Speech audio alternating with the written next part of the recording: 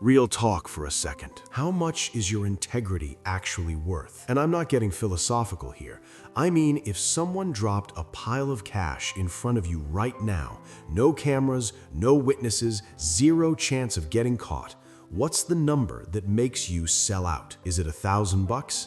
A million? Or is it just the promise of the life you think you deserve but haven't got yet? Look, we live in a world obsessed with shortcuts.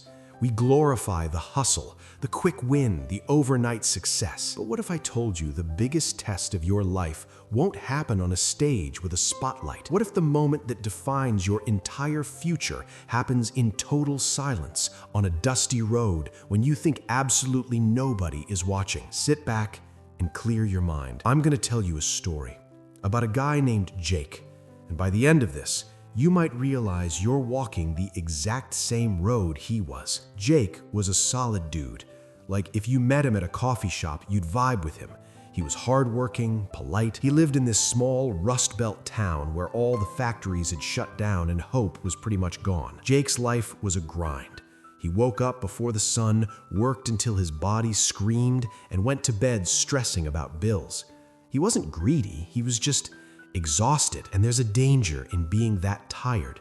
It starts whispering to you that the world owes you something. It makes you feel entitled. One evening, sun's going down, sky looks all bruised and purple, and Jake's walking home on this lonely gravel road. He's just lost in his thoughts, angry at how unfair his life is. That's when he saw him, an opportunity in disguise. There was this old man standing by the side of the road. Looked ancient, skin like crumpled paper, clothes all dusty, and next to him, 3 massive leather duffel bags. The old guy was shaking, clearly too weak to move them an inch. Jake stopped. His parents raised him right, so he couldn't just walk past. "Hey kid, need a hand?" Jake asked. The old man looked up, and his eyes were weirdly clear, like deep, intelligent eyes that looked right through Jake. "Hey kid," the old man rasped, voice sounding like dry leaves. "I gotta get to the village at the top of the hill, but my legs, they gave out. These bags are my burden. If you help me carry them to the top, I'll pay you. I'll pay you in gold." Gold. That word hit Jake hard. That's financial freedom right there. He looked at the bags, looked at the frail old man. "I'll help you," Jake said, trying to keep his cool. He grabbed the first 2 bags and threw them over his shoulders. He nearly buckled. They were heavy, like unnaturally heavy. Felt like lifting solid lead. "What is in these?" Jake grunted, trying to stand up. The old man gave a sad little smile. "The bag on your left is filled with copper. The bag on your right is filled with silver." Jake's heart skipped. He looked at the 3rd bag the old man was dragging. "And that one?" "That one," the old man whispered, "is pure gold." They started the climb. It was brutal. The road got steeper, gravel crunching under their boots. Every step, the weight on Jake felt heavier. He was sweating buckets, back aching. But as they walked, the old man started lagging behind, gasping for air, stopping every 20 feet. Jake had to keep stopping and waiting.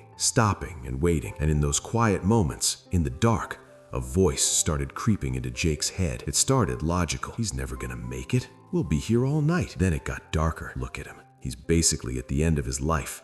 What does an old guy need with all this cash? He can't even enjoy it. Jake looked at the bags. Silver, copper. He looked at the bag the old man was dragging. Gold. "I'm young," Jake thought. "I've got my whole life ahead of me. I'm struggling. I'm broke.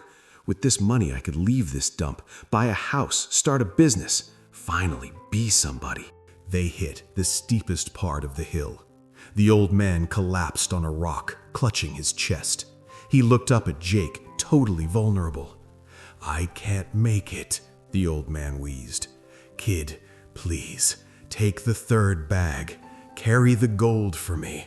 I'll follow you at my own pace. Just get them to the top. I trust you." Jake took the 3rd bag. Now he was carrying everything. Copper, silver, gold.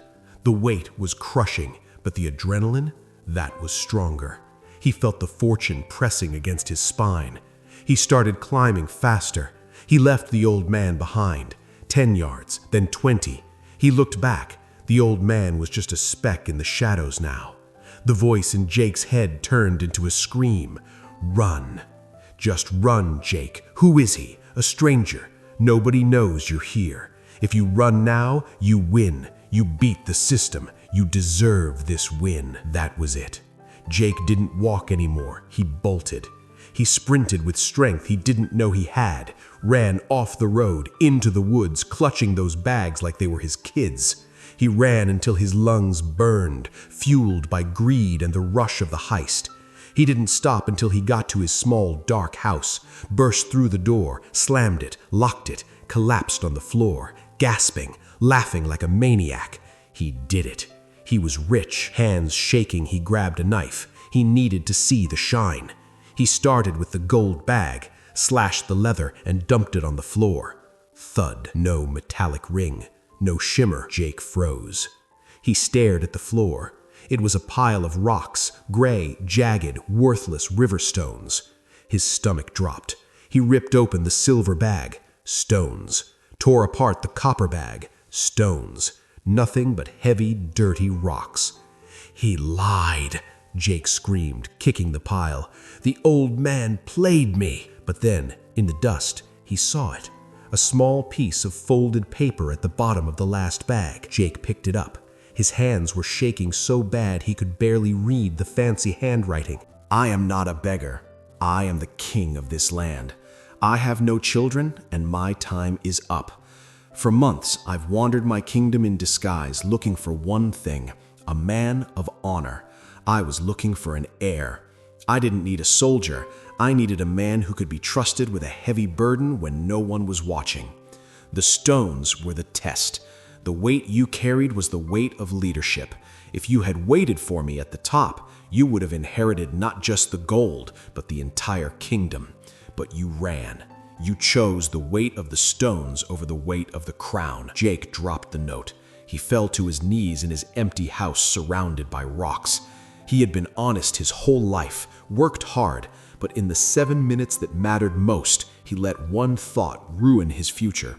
He traded a legacy for a moment of greed. So I ask you again, what is the price of your soul? Because the test is coming.